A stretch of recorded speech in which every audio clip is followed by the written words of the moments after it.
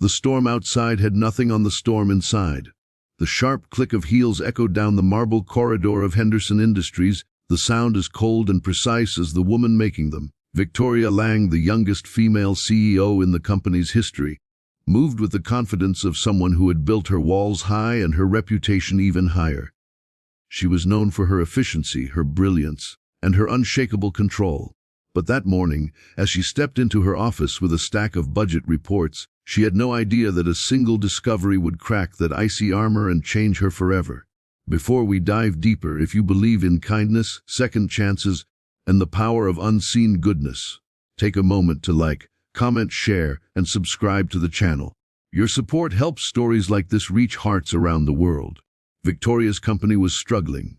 Profits were falling, departments were being trimmed, and she was under pressure from the board to cut non-essential positions. Every number mattered. That morning, she stayed late in the quiet office to review expense sheets and payroll summaries, trying to find ways to save the company without destroying lives. Her eyes blurred over spreadsheets, salaries, bonuses, overtime, benefits.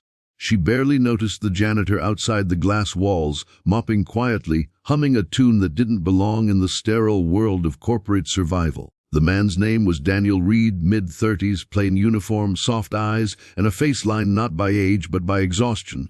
He moved quietly, respectfully, as though the world had already taken too much from him and he was afraid to disturb what little peace remained. Victoria had seen him before, but only in passing. Just another background figure, just another employee, until one column on the spreadsheet caught her attention. Daniel Reed, janitorial staff, monthly salary $2,000, automatic deduction $1,000, recipient St. Mary's Home for Orphans. She blinked, unsure if she had misread it. Half his paycheck. Every month, she double-checked the entries, the transaction records, the notes in HR. It wasn't a one-time donation. It was ongoing, automatic, consistent. For nearly 3 years. She leaned back, stunned. In all her years of clawing her way to the top, through betrayal, competition, and ruthless ambition, she had rarely seen anyone give without expecting something in return.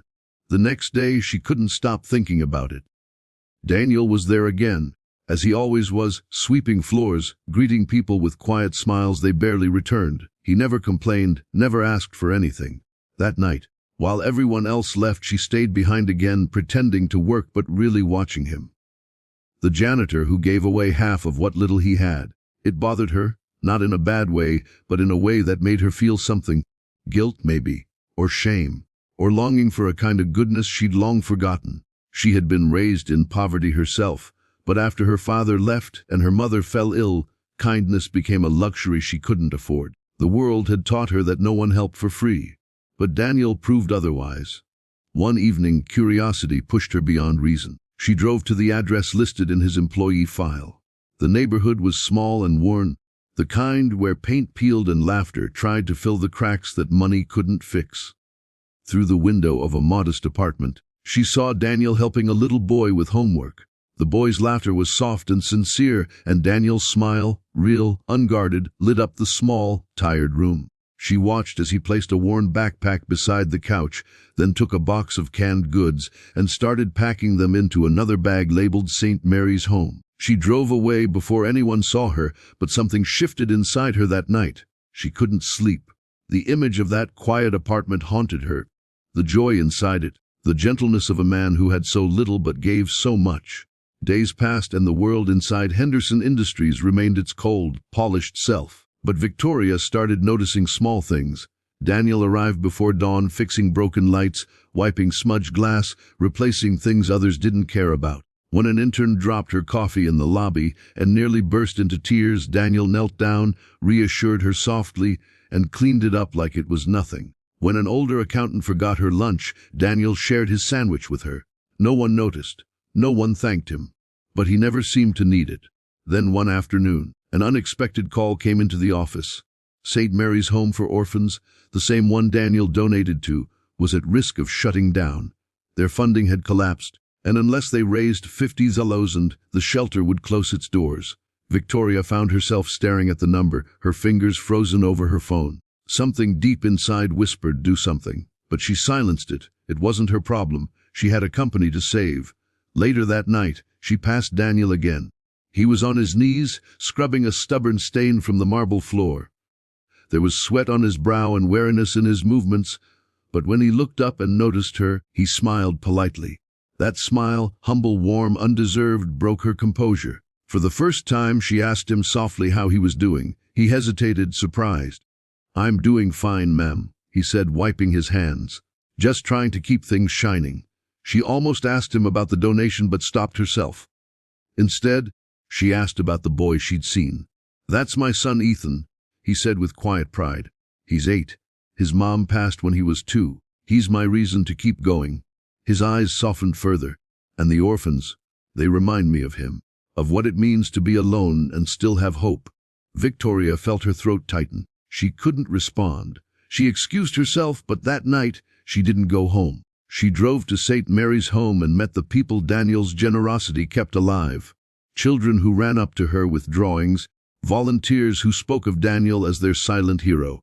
One of them told her, if it weren't for him, we'd have lost the heating last winter. When she returned to her office, tears she'd held back for years finally came. The next morning, she called an emergency meeting, not about layoffs or profits, but about community. She announced a new corporate initiative, Hearts in Action, a program where employees could donate time or funds to help local causes matched by the company. It wasn't just about money, it was about rediscovering compassion. But she kept one detail private, the inspiration behind it. Weeks later, Daniel came to her office with confusion on his face. He held a letter in his hand, an anonymous donation to St. Mary's Home for Orphans, $50,000. The shelter was saved. They said someone from the company helped. He murmured, his voice trembling. "Was it you, ma'am?" Victoria only smiled. "Sometimes good people inspire others to do better, Mr. Reed." His eyes welled up. "I don't deserve that credit," he said quietly. "I just do what I can." But he did deserve it, more than anyone she'd ever known. From that day, things began to change. The company culture softened. Employees volunteered together. People smiled more. The board noticed rising morale, improved performance, all from a ripple started by one humble man. And for the first time, Victoria understood that leadership wasn't just about power or precision. It was about heart. A few months later, at the company's annual dinner, she took the stage. Her speech was brief but heartfelt. She announced Daniel Reed as Employee of the Year, not for cleaning floors, but for cleaning hearts. The crowd stood and applauded as Daniel, stunned, made his way to the stage. Victoria turned to him and said softly, "You taught me what success really means." He smiled, eyes glistening. "And you showed me what hope can do when it's shared." That night, as they stood side by side under the soft lights, both realized something extraordinary. Kindness had the power to heal more than just wounds, it could rebuild lives.